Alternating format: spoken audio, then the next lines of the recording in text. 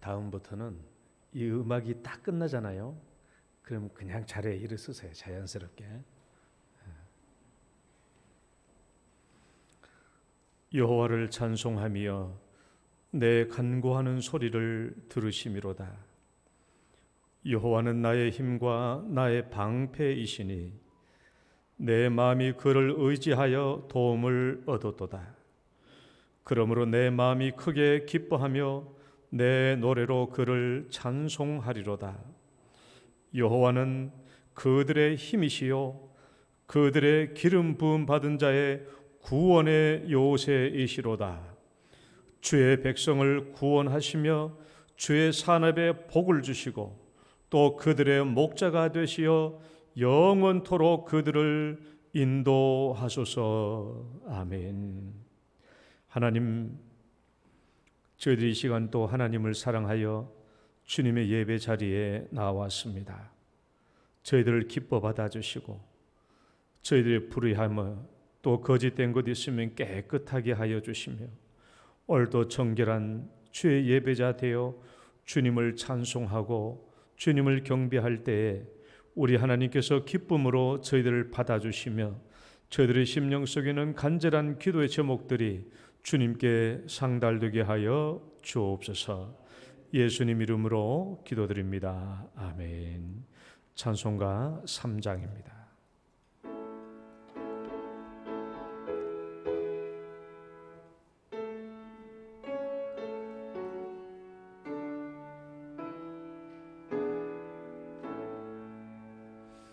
성부 성자와 성령 찬송과 영광 돌려보내세. 대초로 지금까지 또 영원 무궁토록 성삼위께 영광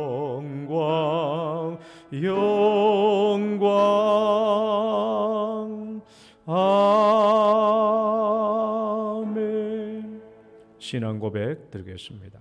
전능하사 천지를 만드신 하나님 아버지를 내가 믿사오며 그 외아들 우리 주 예수 그리스도를 믿사오니 이는 성령으로 잉태하사 동정녀 마리아에게 나시고 본디오 빌라도에게 고난을 받으사 십자가에 못 박혀 죽으시고 장사한 지 사흘 만에 죽은 자 가운데서 다시 살아나시며 하늘에 오르사 전능하신 하나님 우편에 앉아 계시다가 저리로서 산자와 죽은 자를 심판하러 오시리라. 성령을 믿사오며 거룩한 공회와 성도가 서로 교통하는 것과 죄를 사하여 주시는 것과 몸이 다시 사는 것과 영원히 사는 것을 믿사옵나이다. 아멘. 교동문 20번 시편 33편의 말씀입니다. 너희 의인들아 여호와를 즐거워하라. 찬송은 정직한 자들이 마땅히 할 바로다.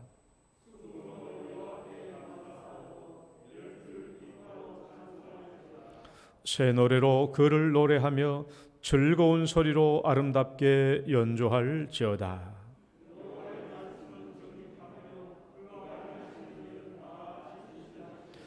그는 공의와 정의를 사랑하시며 세상에는 여호와의 인자하심이 충만하도다.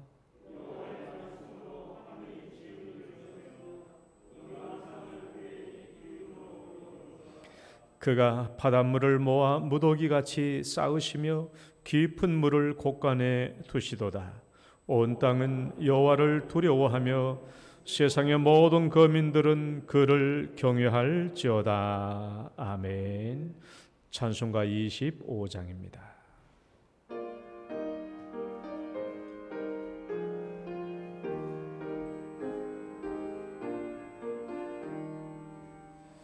멸류관 벗어서 주 앞에 들이세. 저 천사 기쁜 노래가 온 땅에 퍼지네. 내 혼악 깨어서 주 찬송하여라. 온 백성 죄를 속하신 만왕의 왕일세. 멸류관 벗어서 주 앞에 들이세. 그 손과 몸의 상처가 영광 중 빛나네. 하늘의 천사도 그 영광 보고서 고난의 신비 알고자 늘 흠모하도다. 멸류관 벗어서 주 앞에 들이세. 온 세상 전쟁 그치고 참 평화 오겠네. 주 보좌 앞에서 온 백성 엎드려 그 한량없는 영광을 늘 찬송합니다. 아멘. 이혁동 장로님 기도 인도하시겠습니다.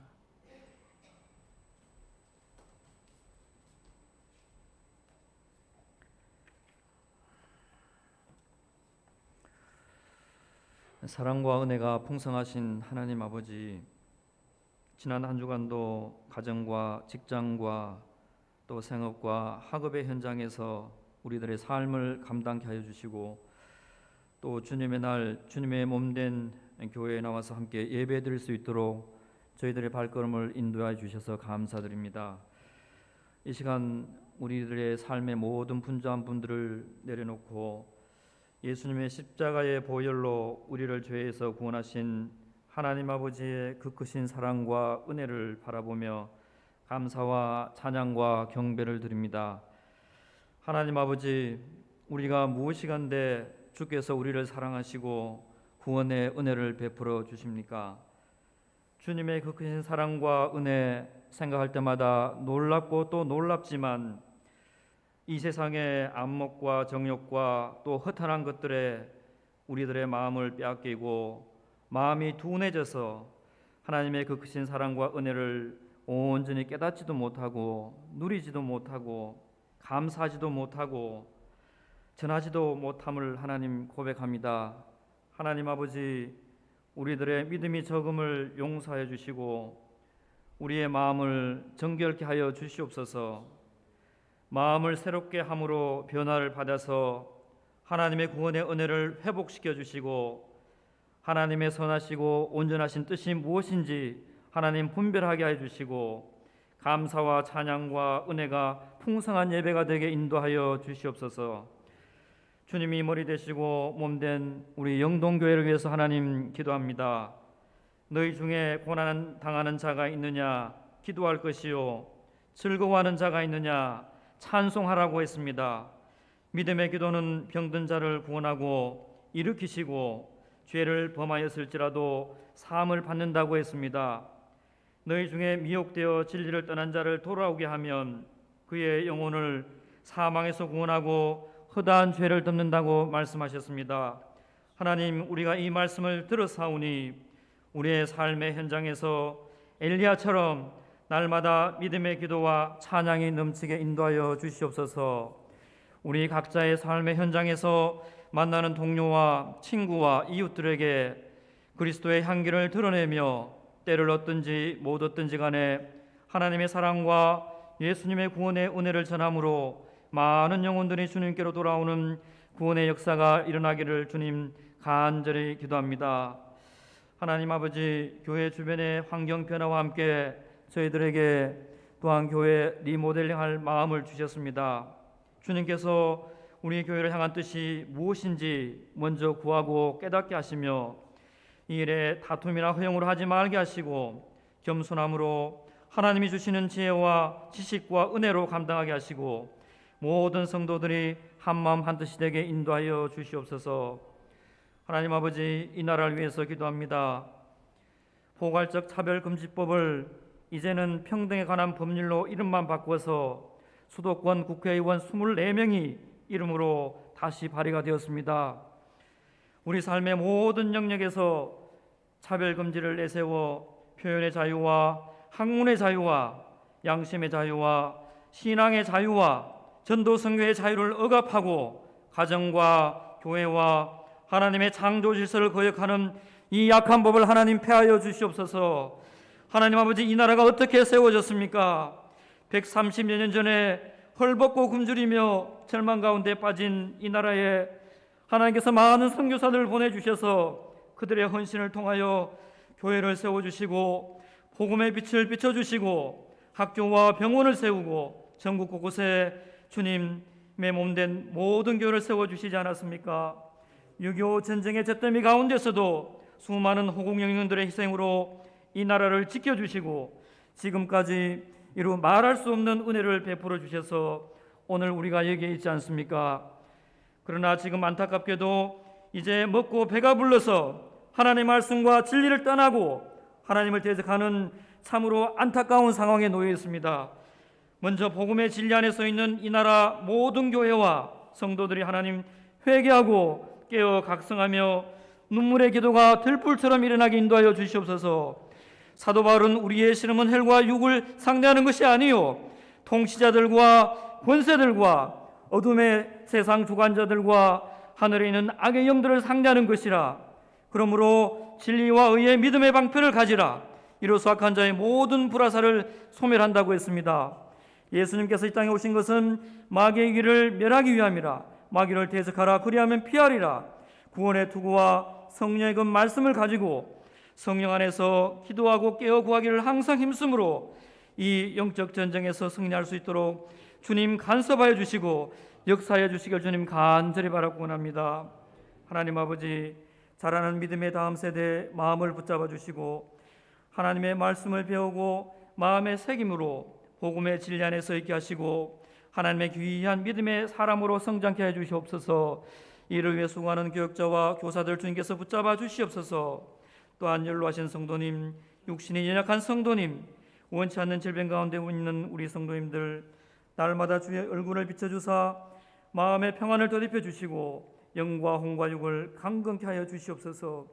성도 가정마다 하나님께 간구하는 기도 제목 주님께서 응답하여 주시고 또한 필요한 물질과 생업과 직장도 열어주셔서 가정과 교회와 이웃과 하나님 아버지를 섬기는 데 부족함이 없도록 하나님 은혜를 베풀어 주시옵소서. 이 시간 목사님 강단에서 말씀을 전하실 때 성령 충만케 해주시고 은혜와 진리와 능력의 말씀으로 인도하여 주시옵소서. 말씀을 듣는 저와 우리 모든 성도님들 온유하고 겸손한 마음으로 듣는 귀와 깨닫는 마음 주시고 또한 순종함으로 말씀의 열매를 맺어가는 믿음의 신앙인으로 살아가게 인도하여 주시옵소서.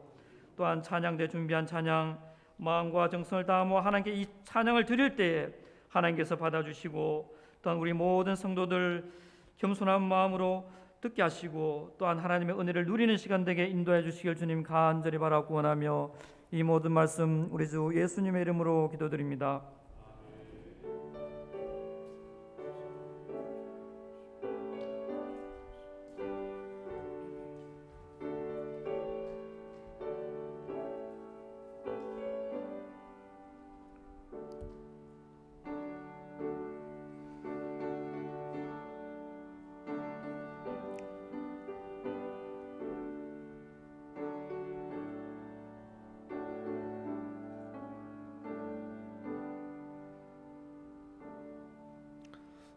찬송가 532장입니다.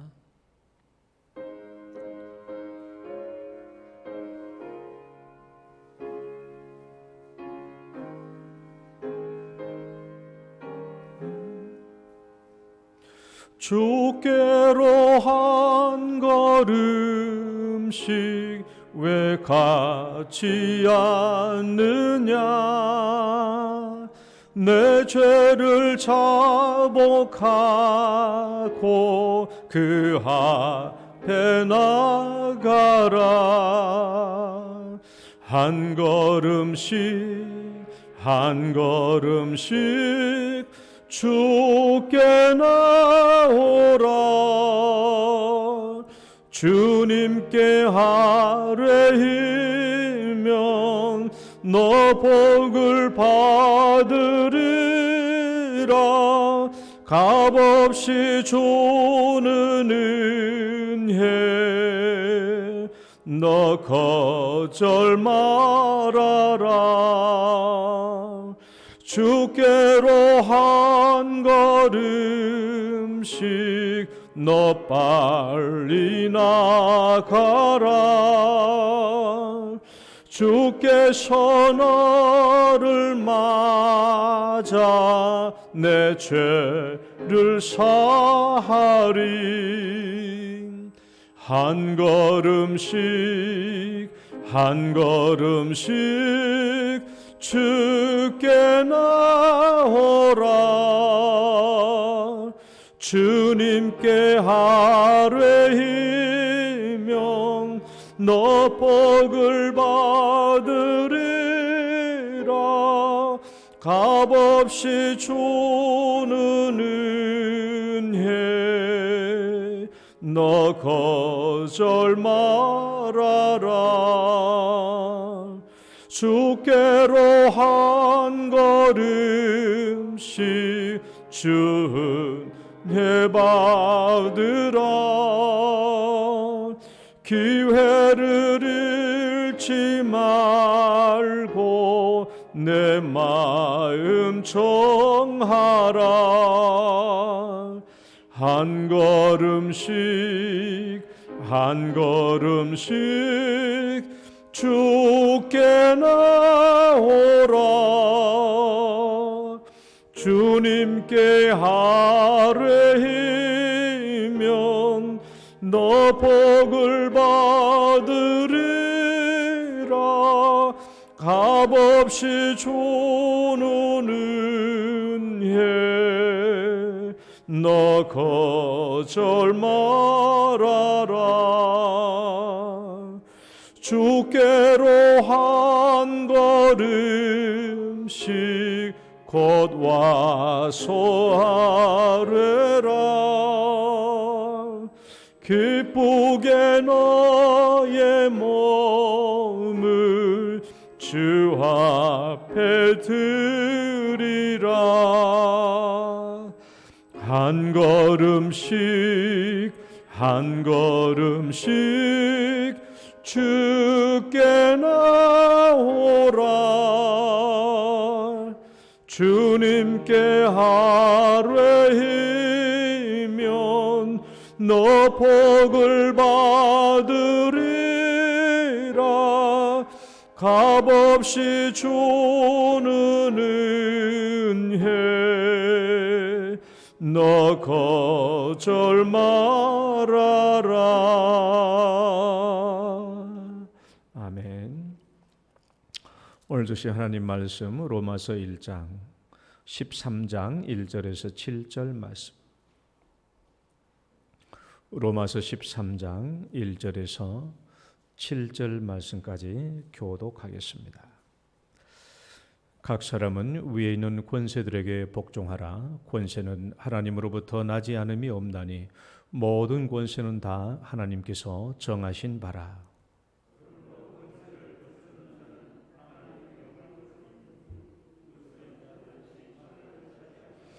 다스리는 자들은 선한 일에 대하여 두려움이 되지 않고 악한 일에 대하여 되나니 내가 권세를 두려워하지 아니하려느냐.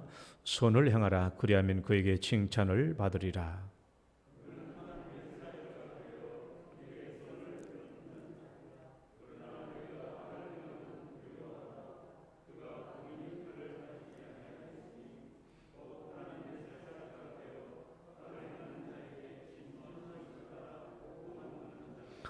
그러므로 복종하지 아니할 수 없으니 진노 때문에 할 것이 아니라 양심을 따라할 것이라.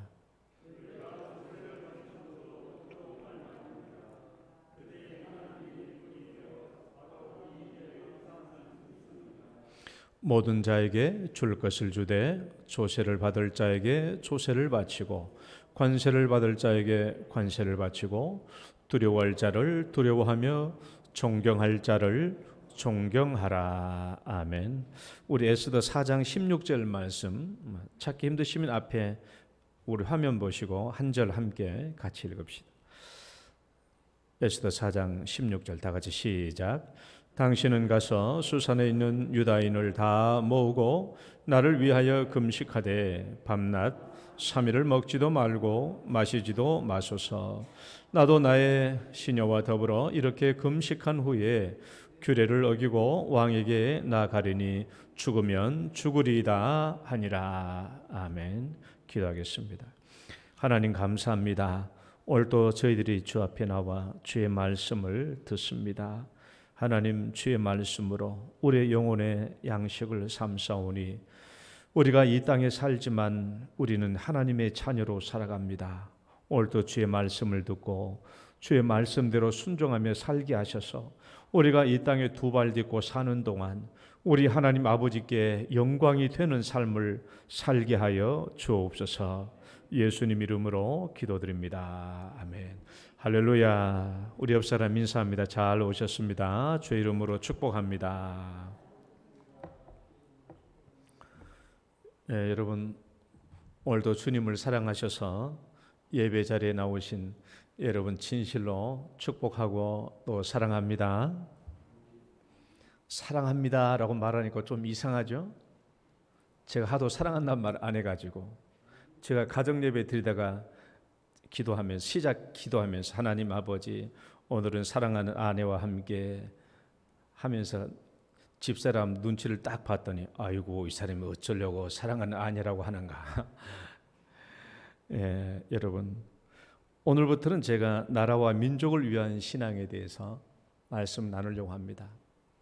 나라와 민족을 위해서 제가 한 번도 제대로 설교를 해본 적이 없었는데 이 부분도 해야 될 이유가 정말 단순히 국가에게 충성하는 그런 차원의 문제가 아니라 오늘날 하나님 아버지께서 대한민국이라는 국가를 통해서 영광을 받으셔야 될 터인데 우리 그리스도인들이 제대로 올바른 신앙적 성경적 국가관을 가지지 못하기 때문에 오늘날 정말 하나님께서 우리 대한민국 땅에서 영광을 받으셔야 되는데 그렇지 못하고 있는 것을 많이 깨닫게 됩니다.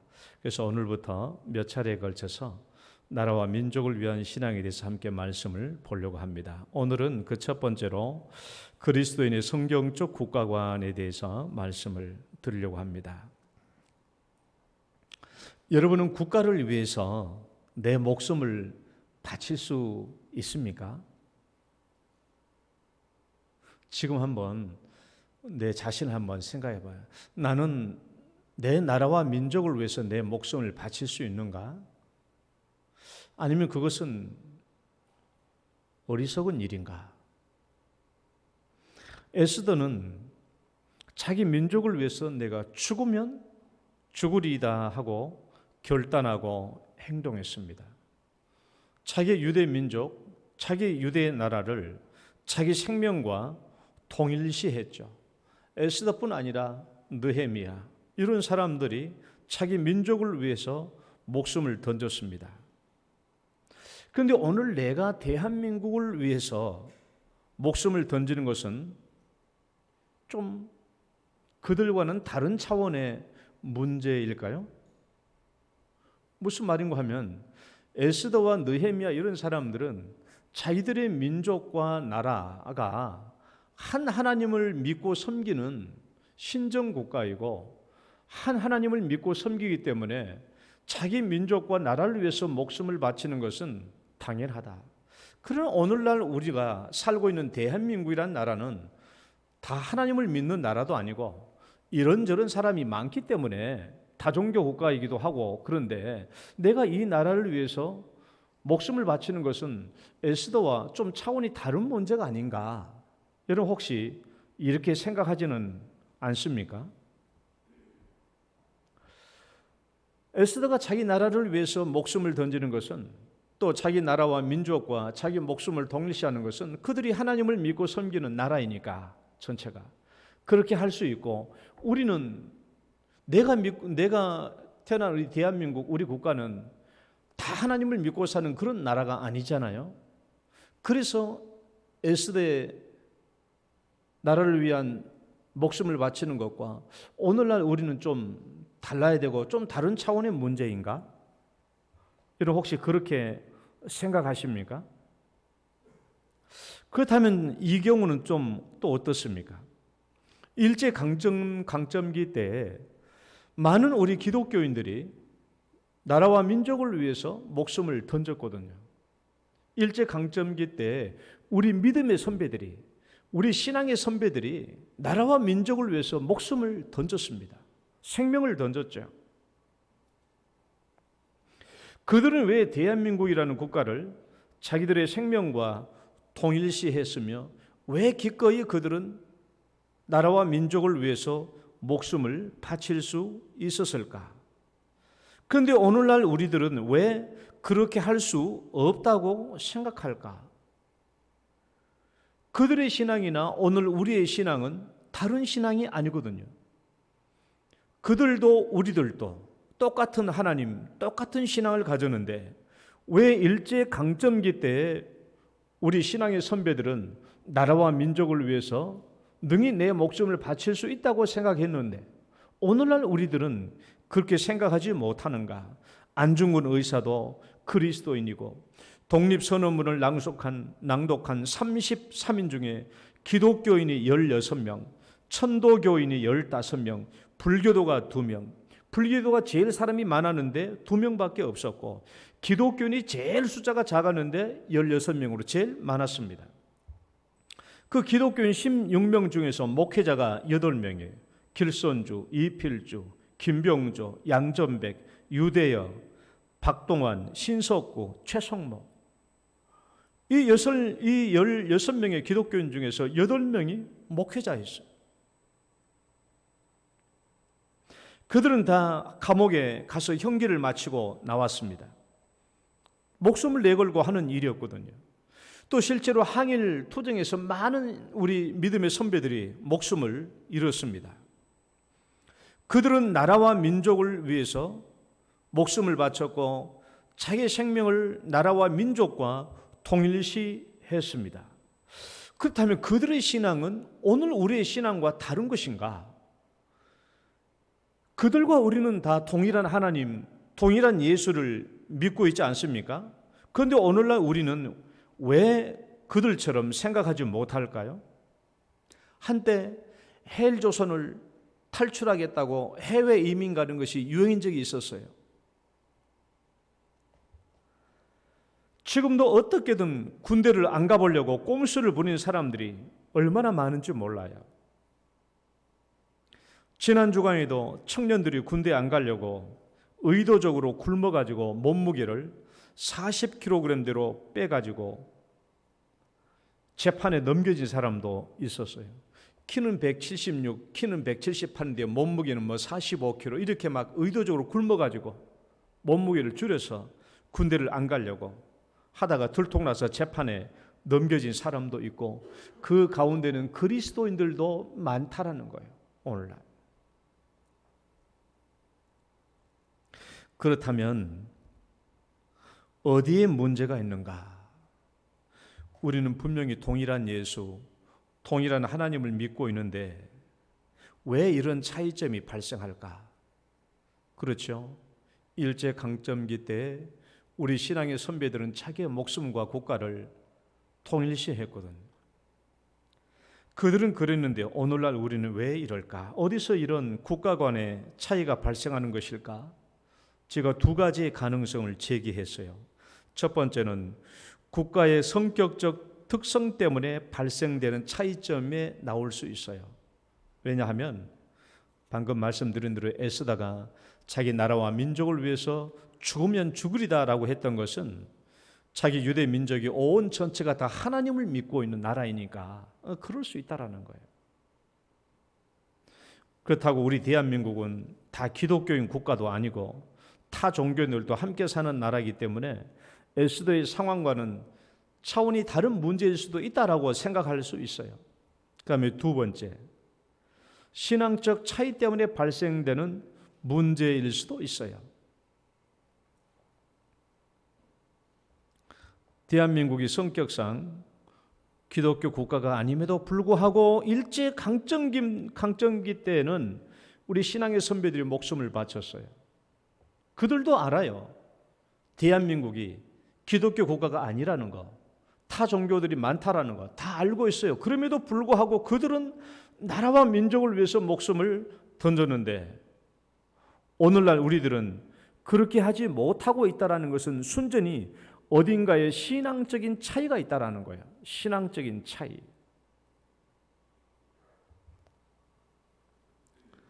그렇다면 먼저 나라와 민족을 위해서 내 목숨을 바칠 수 없는 이유를 국가적인 특성에 두는 것은 올바른 것이 아닙니다. 대한민국이 기독교 국가가 아니기 때문에 나는 나라를 위해서 민족을 위해서 내 목숨을 던질 수 없다라고 말하는 것은 잘못된 거예요. 왜? 에스더는 자기 나라와 민족을 위해서 목숨을 던졌어요. 그렇죠? 던졌어요.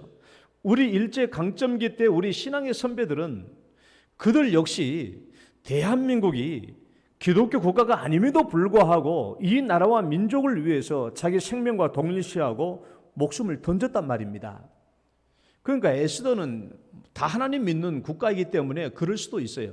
그러나 우리 일제시대에 우리 신앙의 선배들은 그런 기독교 국가가 아님에도 불구하고 자기 목숨을 던졌다면 오늘날 우리가 이 국가적 특성 때문에, 즉 오늘날 대한민국 나라는 하나님을 믿는, 전적으로 하나님을 믿는 나라가 아니기 때문에 나는 내 목숨을 던질 수 없다고 생각하는 것은 옳지 않다라는 거예요. 그건 틀린 말이죠. 직설적으로 말한다고 한다면 에스더가 자기 나라와 민족을 위해서 목숨을 던졌다면 오늘날 우리들도 누구든지 자기 나라와 민족을 위해서 목숨을 던질 수 있어야 합니다. 일제 강점기 때에 신앙의 선배들이 나라와 민족을 위해서 몸을 바쳤다면 오늘날 우리들도 대한민국을 위해서, 나라와 민족을 위해서 내 생명과 목숨을 던질 수 있어야 하는 거예요. 그런데 왜 일제 강점기 때 신앙의 선배들은 자기 목숨을 던질 수 있었는데 오늘날 우리는 그게 아니다, 좀 더 다르게 생각하고 좀 더 다른 차원의 문제로 생각하고 그렇게 국가를 위해서 목숨을 바치는 것이 뭔가 좀 어리석고 바보처럼 느껴지는 그 이유가 뭔가? 일제 강점기 때 우리 신앙의 선배들이 잘못한 건가? 오늘날 우리의 생각이 잘못된 건가? 이거 한번 따지고 짚고 넘어가야 할 분명한 문제가 있어요. 그래서 우리는 이런 문제를 해결하기 위해서 반드시 성경적 국가관을 바르게 정립해야 됩니다. 따라해 봅시다. 성경적 국가관. 성경적 국가관이에요. 그러니까 어느 한 개인의 국가관을 말하는 게 아니라 성경에서 말하는 국가관을 바르게 가져야 되는 거예요. 자, 이제 우리 그리스도인의 성경적 국가관에 대해서 함께 살펴봅시다. 1번 한번 같이 읽어볼까요? 국가의 설립자는, 시작. 여러분, 국가의 설립자는 하나님이십니다. 하나님. 여러분 믿으십니까? 안 믿더라도 성경을 이제 얘기할 테니까 들으시고 믿으시기 바라요. 지금 지구상에는 200여 개의 국가가 있어요. 200여 개의 국가가 있습니다. 그 국가를 다 누가 세웠습니까?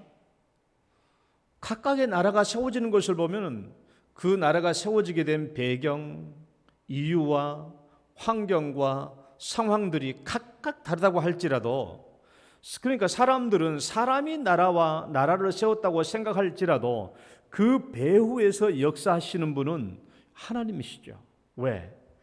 이 우주 만물을 창조하셨을 뿐만 아니라 이 인류 역사를 주관하고 계시고 통치하신 분이 하나님이시니까.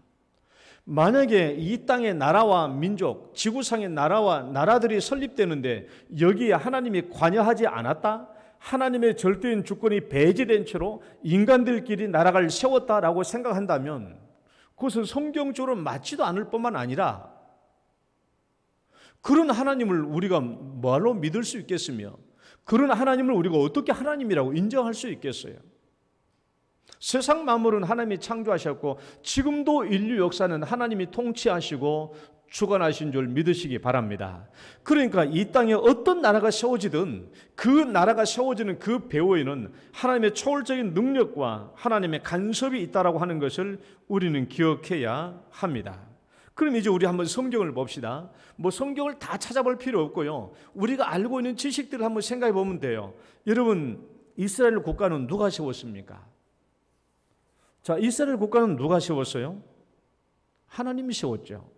여러분, 애굽 땅에서 종살이하고 있는 이스라엘 백성들을 하나님이 모세를 보내서 그들을 이끌어내거든. 광야 생활을 거치고 가나안 땅에 들어가서 이스라엘 나라를 세웠거든요. 하나님이 세웠어요. 그런데 그 하나님 이스라엘 백성들이 말 안 듣고 부패하니까 하나님이 이 이스라엘 나라를 둘로 쪼갰죠.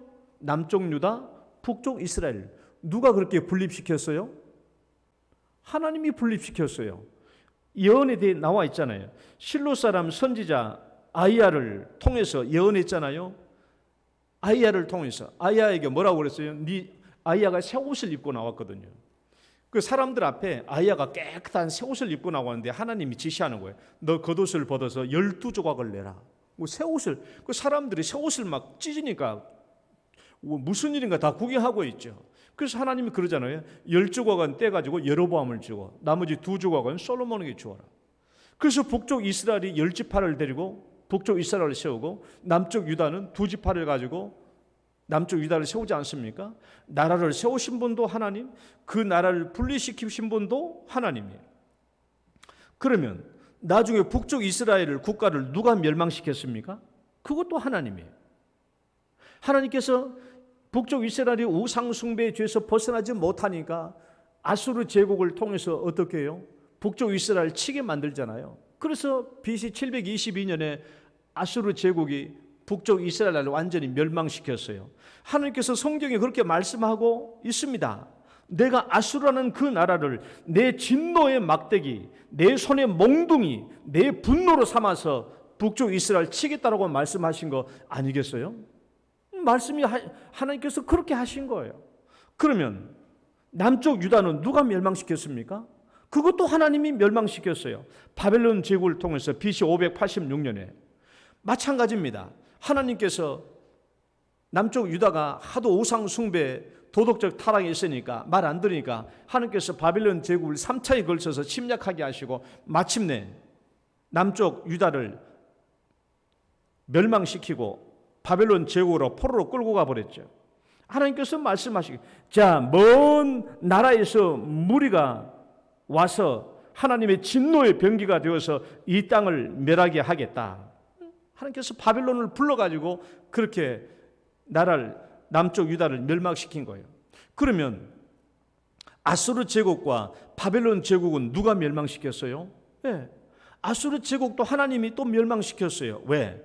아수르 제국을 하나님께서 불러일으켜서 북쪽 이스라엘 치게 했는데 아수르 제국은 내가 힘이 있고 능력이 있어가지고 이 나라를 정복했다고 생각했거든요. 그러니까 하나님께서 이 아수르의 교만을 다시 쳐서 아수르를 제거합니다. 읽어보십니다. 말씀. 그러므로 주께서 시작. 그러므로 주께서 주의 일을 시온산과 예루살렘에 다 행하신 후에 아수르 왕의 완악한 마음의 열매와 높은 눈의 자랑을 벌하시리라. 내가 아수르를 나의 땅에서 파하여 나의 산에서 그것을 짓밟으리니. 그래 하나님께서 아수르를 멸망시켰어요. 누구를 통해서? 바벨론 제국을 통해서 아수르를 완전히 제거해 버렸어요. 그 바벨론 제국은 아수르를 제거했을 뿐만 아니라 남쪽 유다를 정복했는데 바벨론도 하나님께서 바벨론도 제거하십니다. 멸망시킵니다. 왜? 바벨론도 온 세상 열방을 멸하는데 자기 힘과 능력으로 멸망시켰다고 생각했으니까 하나님께서 이들도 징벌하십니다. 말씀 읽어봅시다. 보라. 시작. 보라, 메대 사람을 내가 충동하여 그들을 치게 하리니 메대 사람이 활로 청년을 쏘아 죽이며 태 열매를 긍휼히 여기지 아니하며 아이를 애석하게 보지 아니하리라. 열국의 영광이요 갈대아 사람의 자랑하는 놀이개가 된 바벨론이 하나님께 멸망당한 소돔과 고모라 같이 되리니. 페르시아 제국, 메대 사람을 불렀다는 말은 페르시아 제국이네. 페르시아 제국을 통해서 바벨론 제국을 멸망시킨 거예요. 그러니까 우리가 성경을 다 읽어보면은 나라와 민족이 세워지는 것도 하나님이고 그 나라와 민족을 폐하시는 것도 하나님이에요. 하나님. 그러면 오늘날도 마찬가지입니다.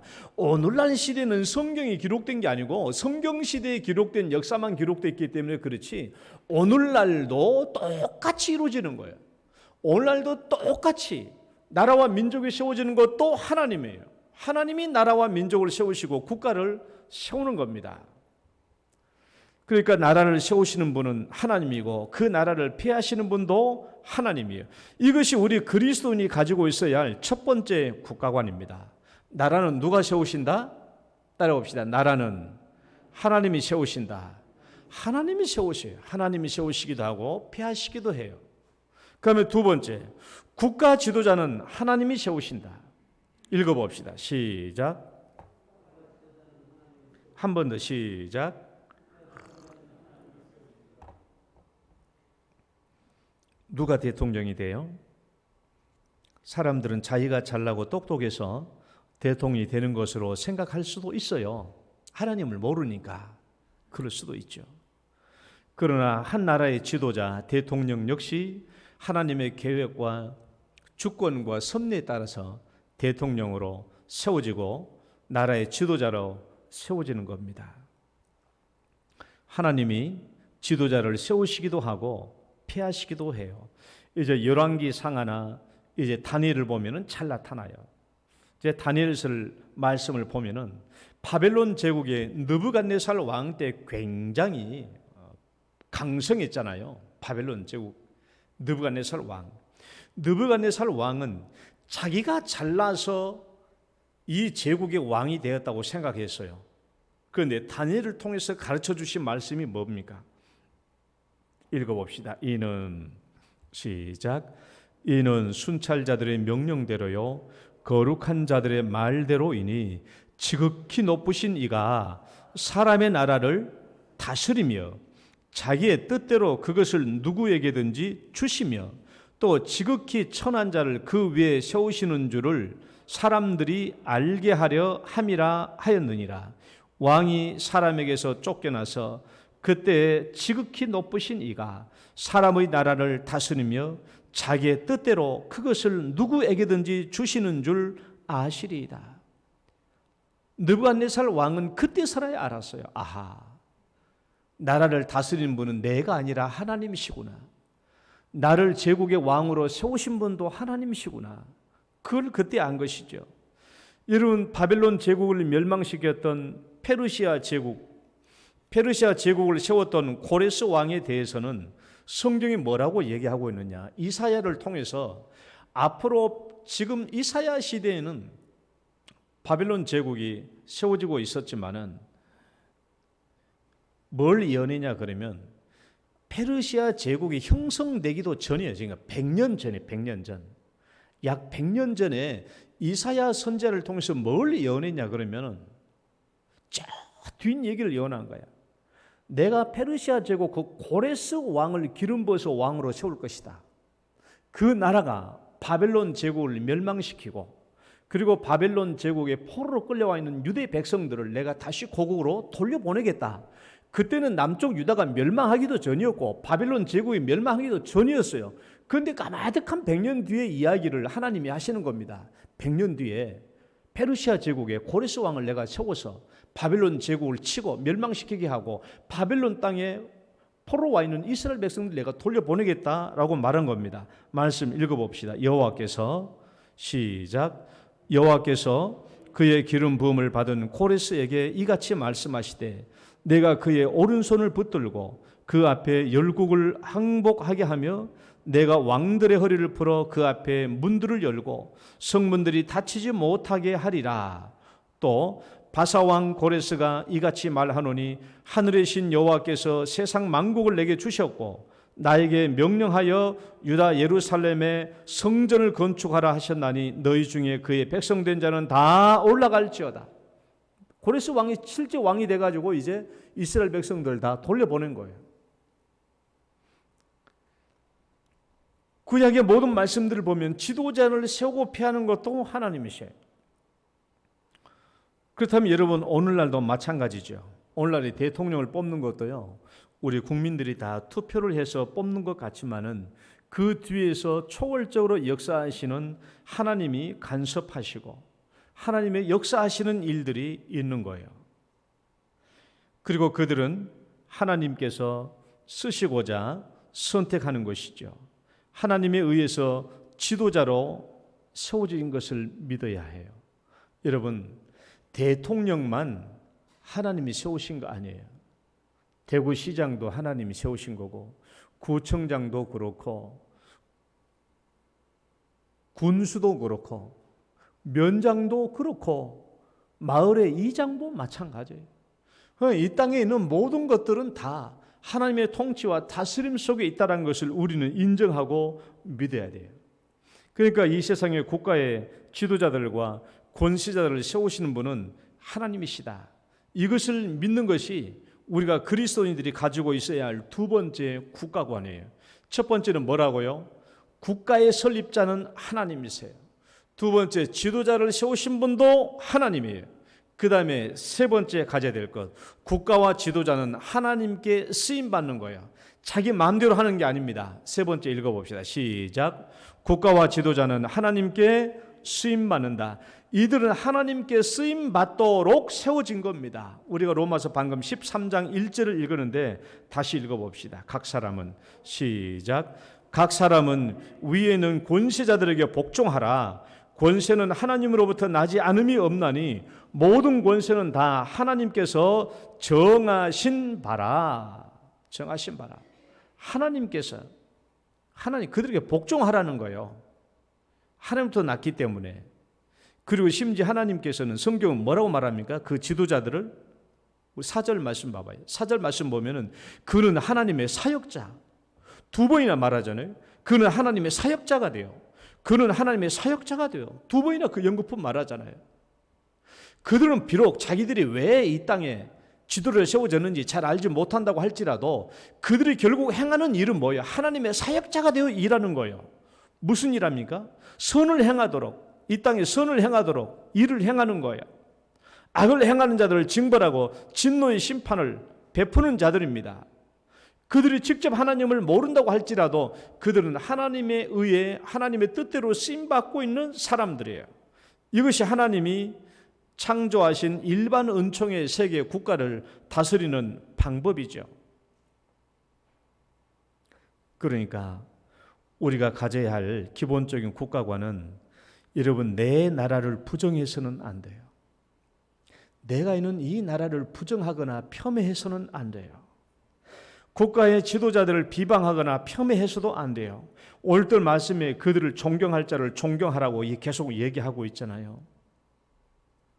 자, 같이 읽어봅시다. 나를 대한민국에 태어나게 하신 분. 시작.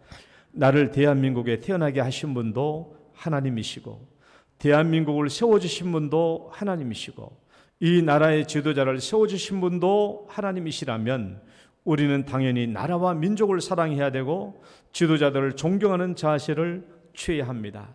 우리가 이 국가관을 가지지 못하면 나라와 민족을 위한 신앙을 가질 수 없어요. 이제 우리가 이런 국가관을 가지고 어떤 자세로 살아야 하는지 한번 봅시다.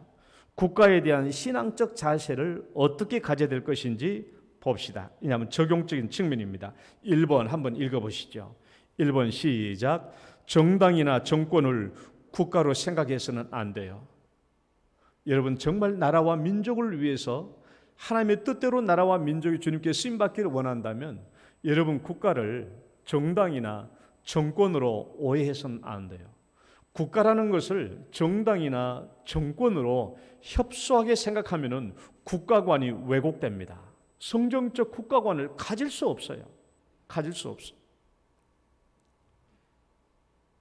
내가 원하지 않는 정당이나 정권이 나라를 운영하게 되었을 때 이 나라를 위해서 내가 목숨을 바친다는 것이 어리석게 느껴지고 바보처럼 느껴집니다. 얼토당토 않는 일이라고 생각되죠. 지도자를 존경하지 못하고 사랑하지 못합니다. 한번 이분 같이 읽어보시죠. 나 스스로가. 시작. 나 스스로가 한 파당에 속하게 되면 국가는 반쪽짜리가 되고 그런 국가를 위해서 목숨을 바치는 것은 어리석은 일로 비춰질 수밖에 없습니다. 국가는 정권이나 정당이 아닙니다. 국가를 정권이나 정당 차원에서 보면 성경적 국가관을 가질 수 없습니다. 어느 정당이 정권을 잡든 상관하지 않고 신앙적 국가관을 가지기 위해서는 하나님이 세우신 국가, 하나님이 세우신 지도자, 하나님이 나를 대한민국에 보내주신 것을 믿어야 합니다. 여러분, 오늘날 우리가 대부분 요즘에 우리가 듣고 있는 뉴스나 모든 것은요 다 반쪽짜리 국가관이에요. 반쪽짜리. 이것도 나라냐? 이 사람은, 이쪽 사람은 이것도 나라냐? 저쪽 사람은 저것도 나라냐? 반쪽짜리 국가관이에요. 다 반쪽짜리 국가관. 대부분 우리 한국 사람들이, 아니 하나님을 안 믿는 사람은 그럴 수 있어요. 그러나 그리스도인은 반쪽짜리 국가관을 가져서는 안 된다는 것이죠. 그리스도인들은 가급적 정당에 소속되지 않는 것이 바람직합니다. 동신교회 권성수 목사님이 그리스도인의 정치 참여라는 설교 내용을 들어보면 잘 나와 있어요. 가급적 그리스도인은 정당에 참여하지 말라는 거예요. 왜? 한 교회 안에, 우리 대구는 대구 지역이니까 상관이 없지만은 서울이나 경기도 같은 경우는 한 교회 안에 이쪽 정당에 가입되는 사람, 이쪽 정당 가입되는 사람, 또는 이쪽 정당을 지지하는 사람, 저쪽 정당을 지지하는 사람이 한 교회 안에 있으면 갈등과 분쟁이 표면화될 수밖에 없죠.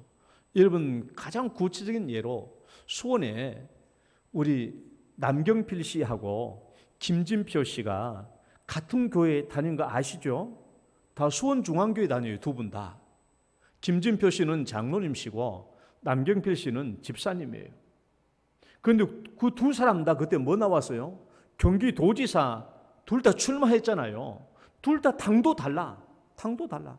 그런데 참 공교롭게도 같은 고등학교 선후배지, 같은 교회에 다니지. 그러니까 그때 그 담임 목사님이 교회 안에서 정치 얘기하지 말라고 입을 딱 굳게 그냥 다물게. 그러니까 그 교회가 그때 거의 별 무리 없이 지나간 거예요. 그러니까 우리는 정당의 어느 한 정당에 소속되게 되면은 우리는 어쩔 수 없이 그 정당이 가진 철학과 이념에 얽매일 수밖에 없어요. 얽매일 수밖에 없어. 얽매일 수밖에 없다고. 내가 생각하는 것도 있지만 내가 생각하지 않는 것도 있잖아요. 당마다 다 다르니까. 당마다. 이념이 어떤 당은 뭐 다른 것들은 좋은데 뭐 동성애를 찬성한다든지, 또 어쪽 당이 뭐 동성애를 반대하니까 좋지만 또 다른 게 안 좋다든지. 그러니까 정당에 가입되면 내가 어쩔 수 없이 내가 맞지 않는 것까지도 지지하고 표명해야 될 그런 일들이 있어요. 그러니까 가급적이면 그리스도인들은 정당에 소속되지 않는 게 중요하다라는 거예요. 정당에 소속돼 버리면 반드시 한쪽 편을 내가 비방할 수밖에 없어요. 그러면 내가 성경적 국가관을 가지기가 쉽지 않다라는 것입니다. 그러니까 여러분, 정치에 진출하려고 하지 않는 한은 정당에 소속되지 말고 따라봅시다. 예수당에 남아있자. 예수당에 남아있자. 여러분, 내가 왜 이 말을 한가 하면 예수님 시대에도 정당이 있었어요, 없었어요? 예수님 시대에도 정당이 4개는 있어요. 뭐 넓게 보면 5개지만은 바리새파 정당, 사두개파 정당, 에셈파 정당, 셀로파 정당. 내가 다 바쁘니까 설명을 안 합니다. 그러나 예수님은 어느 정당에 속했어요? 어느 정당에서 소속되지 않았죠. 왜? 전적으로 하나님의 뜻에 맞는 정당은 없으니까.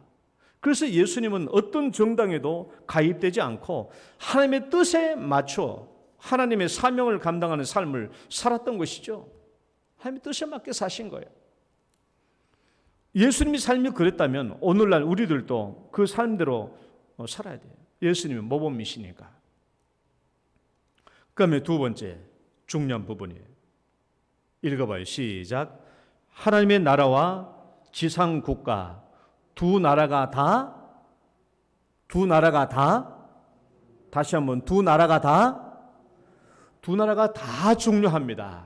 여러분, 내가 하나님의 나라를 위해서는 목숨을 바칠 수 있다고 하면서 내가 소속되는 지상의 나라 대한민국을 위해서는 목숨을 바칠 수 없다라고 생각하고 있다면 그 신앙은 잘못된 거예요. 그 신앙은 잘못된 겁니다. 비록 우리가 믿음을 통해서 얻은 하나님의 나라가 궁극적인 나라인 것은 맞아요. 그렇다고 해서 지금 내가 소속되어 있는 대한민국이라는 나라를 무시해도 된다는 성경 말씀은 한 군데도 없습니다. 예수님은 분명히 하나님의 나라는 이 세상 나라와 다르다라고 얘기했어요. 말씀 읽어봐요. 예수께서 빌라도에게 하는 말입니다. 예수께서 시작. 예수께서 대답하시되 내 나라는 이 세상에 속한 것이 아니니라. 만일 내 나라가 이 세상에 속한 것이었더라면 내 종들이 싸워 나로 유대인들에게 넘겨지지 않게 하였으리라. 이제 내 나라는 여기에 속한 것이 아니니라. 여러분, 우리가 가고자 하는 궁극적인 나라는 이 세상 나라는 아니에요. 다르죠. 우리가 가야 할 천국은 이게 아니거든요. 이 나라는 아닙니다. 그렇다고 여러분, 예수님이 이 세상의 나라를 무시하고 업신여겼습니까? 아니거든요. 읽어봐요. 이르시되 시작. 이르시되 그런즉 가이사의 것은 가이사에게, 하나님의 것은 하나님께 바치라. 이 세상의 나라는 다 예수님도 다 인정해 주셨어요. 그런데 우리가 신앙생활 잘못하면 자칫 한쪽으로 치우칠 수 있어요. 어떻게? 하나님의 나라는 천국, 영생의 나라, 내가 궁극적으로 가야 할 나라이기 때문에 하나님의 나라를 위해서는 죽도록 충성할 수 있습니다. 하나님의 나라는 정말 내가 중요하게 여길 수 있고 또 교회를 위해서 죽도록 충성하고 하나님의 나라와 내 목숨을 내가 동일시하며 살 수도 있고 교회를 위해서 모든 시간이 없어도 헌신할 수 있어요. 굶어 죽어도 11조를 내고 그리고 몸이 아파도 교회 봉사를 마다하지 않을 수 있습니다.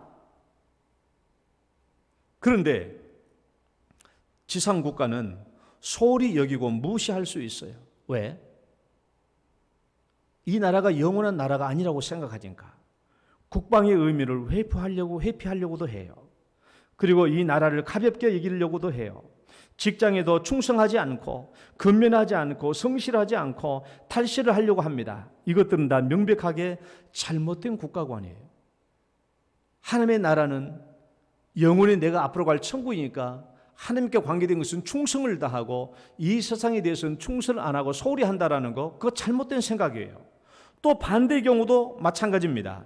하나님 나라는 눈에 보이지도 않고 뭐 교회 열심히 한다고 해서 뭐 월급 나오는 것도 아니고 교회 생활 열심히 한다고 해서 돈 나오는 것도 아니니까 교회 생활 대충 해버리고 가볍게는 해버리고 그냥 주일날 한 번이나 대충 나오고 11조 떼먹었으면 11조 떼먹어버리고 가볍게 여기고 교회 봉사자고 해도 그냥 무시해버리고 교회를 가볍게 여길 수 있어요. 왜? 교회에서 돈 나온 게 아니니까. 그러나 세상 나라는 어째요?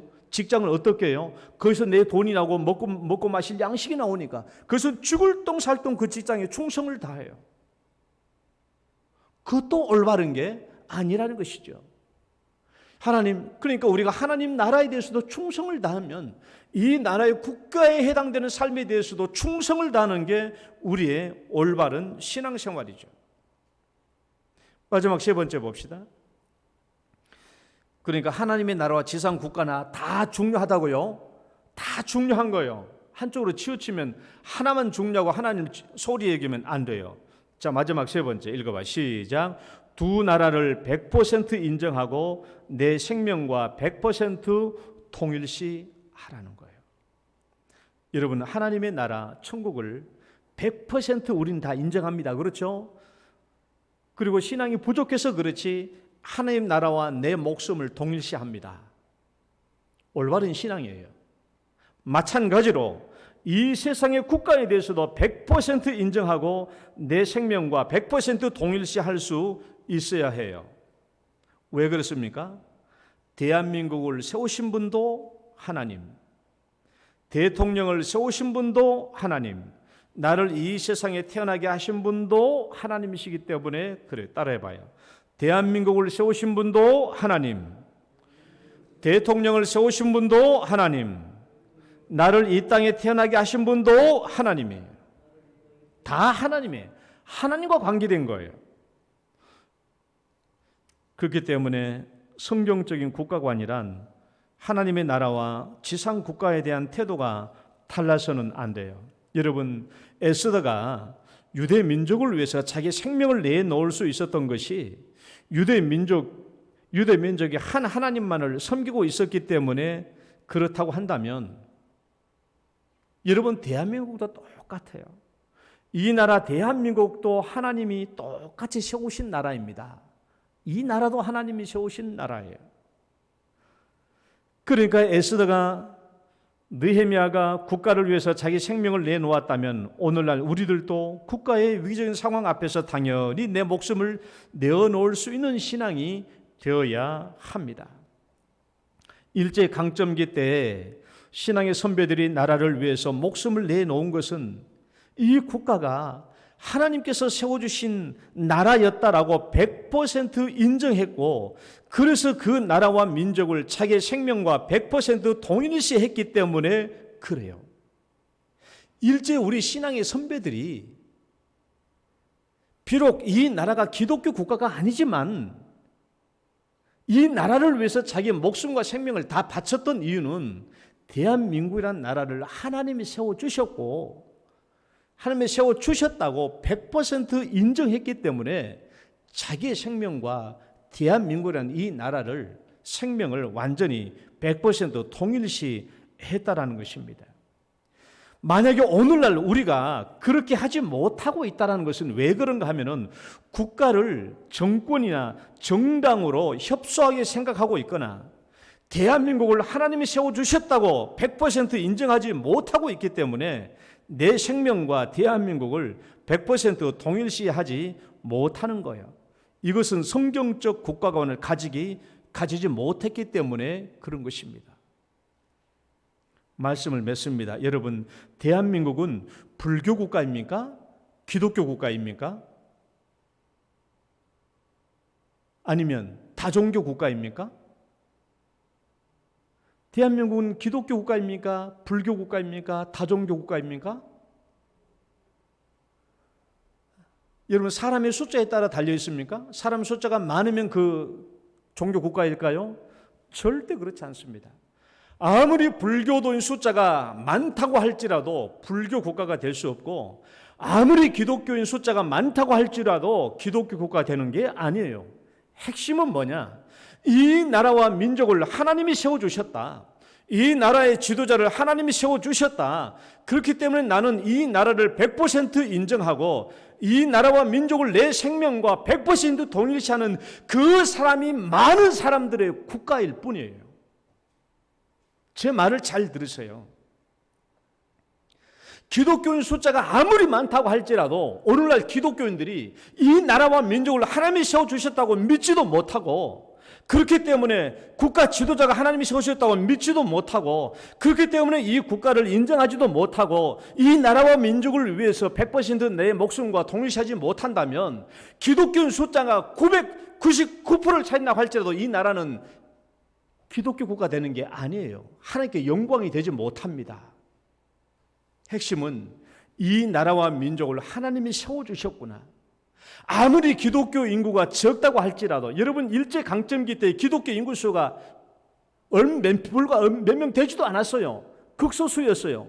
불교도에 비하면 엄청나게 작았어요. 그런 극소수였다고 할지라도 왜 그 당시에 극소수의 기독교인들이 한 국가의 기독교 국가였구나, 정말 나라와 민족에 정말 큰 영향을 미친 사람이 기독교인들이었구나라는 그런 평가를 받느냐 하면은, 기독교인 숫자가 비록 적었다고 할지라도 이 나라를 세워주신 분은 하나님이시고 이 나라의 지도를 세우신 분도 하나님이시고 나를 이 땅에 보내주신 분도 하나님이시라고 생각하고 이 나라를 100% 인정하고, 그래서 이 나라를 자기 목숨과 100% 동일시하며 살았기 때문에 자기 일제강점기 때 기독교인들이 자기 목숨을 바칠 수 있었던 것이고, 그렇기 때문에 기독교인들이 소수였지만은 이 나라와 민족에 그토록 큰 영향력을 발휘할 수 있었다는 것이에요. 그러니까 아무리 종교인 숫자가 많다고 해서 불교국가, 기독교국가 되는 게 아니에요. 여러분, 우리가 진짜 이 나라가 기독교 국가가 되어서 하나님께서 사용하시고 쓰임받는, 하나님께 영광 돌리는 국가가 되려면은 우리는 분명해요. 이 나라를 하나님이 세우신 겁니다. 대한민국 하나님이 세워주신 거예요. 이 나라의 지도자 하나님이 세워주셨다고 믿어야 돼요. 그 다음에 나를 이 땅에 세워주신 분도 하나님이시라고 생각해야 돼요. 그리고 우리는 이 나라를 100% 인정하고, 그리고 이 나라와 민족을 내 목숨과 100% 동일시할 때 우리 기독교인들의 영향력이 커질 것입니다. 사람들은 누가 묻지 않아도 이 국가는 기독교 국가라고 말할 것입니다. 여러분, 우리의 성경적인 국가관을 통해서 정말 이 나라에 하나님의 영광을 크게 나타내고 하나님의 영광이 받으신 나라 될 수 있기를 주의 이름으로 축원합니다. 하나님 아버지 감사합니다. 주님께서 이 나라와 민족 대한민국을 세우시고 또 지도자들을 세워주시고 오늘날 나를 대한민국 땅에서 태어나게 해주신 것 하나님이심을 믿고 이 대한민국을 100% 인정하고 또 이 대한민국과 내 목숨을 100% 동일시하면서 이 나라에 하나님 큰 영향력을 나타내는 우리 그리스도인 다 될 수 있도록 인도하여 주옵소서. 예수님 이름으로 기도드립니다. 아멘. 찬송가 586장입니다.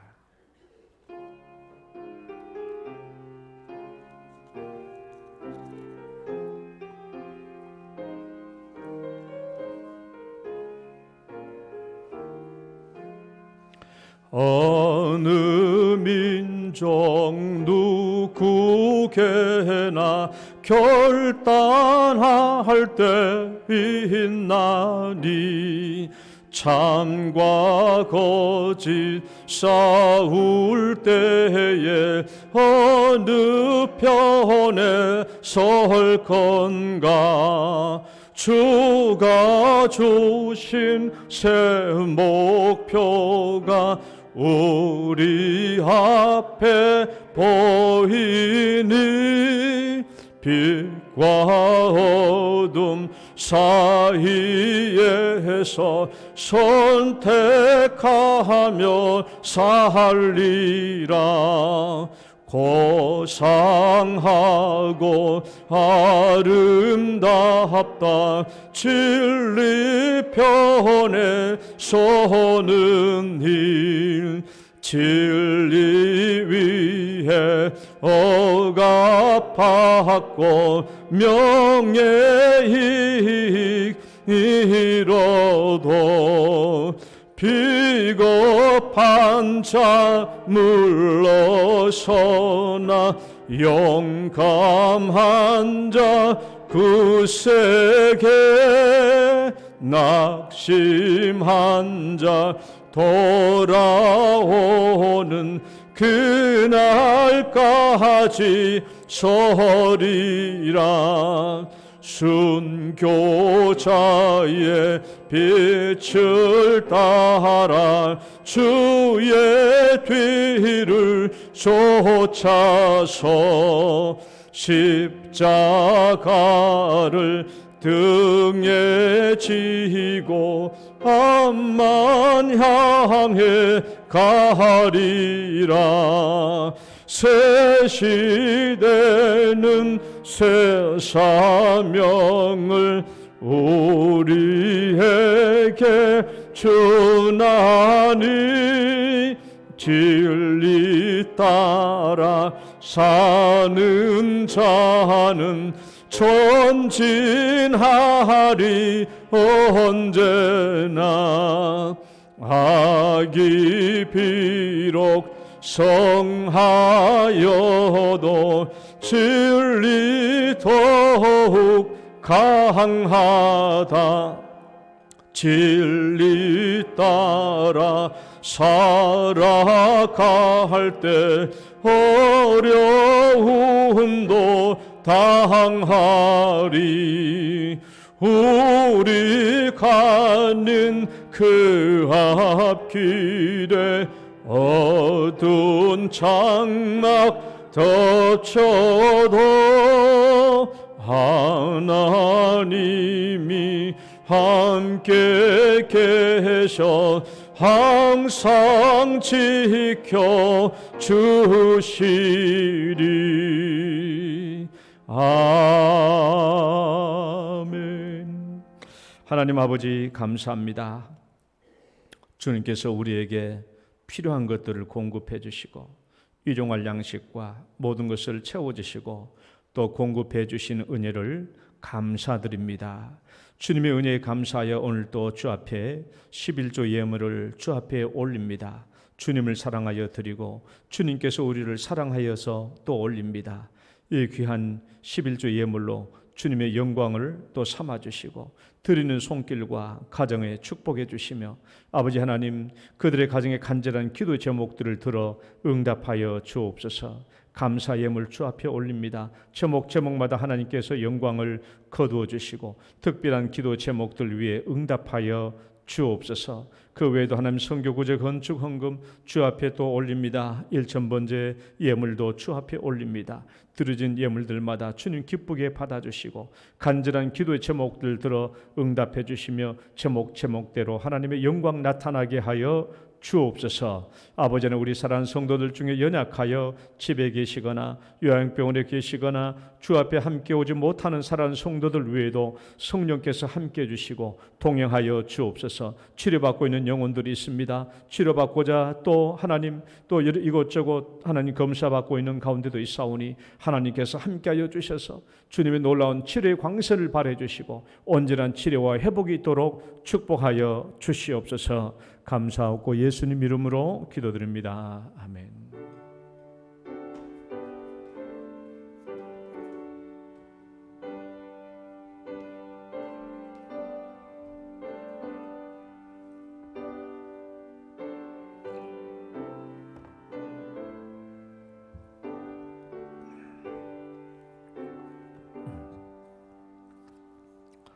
교회 소식 보겠습니다.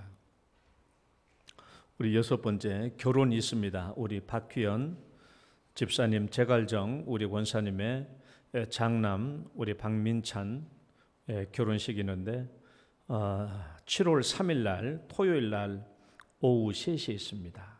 오후 3시 서울입니다. 서울의 M+ 컨벤션 웨딩 3층 다운홀에서 있습니다. 많이 축하해 주시고 또 축복해 주시기를 바랍니다. 다 같이 일어서셔서 우리 당신은 소중한 사람 찬양 드리고 예배 마치겠습니다.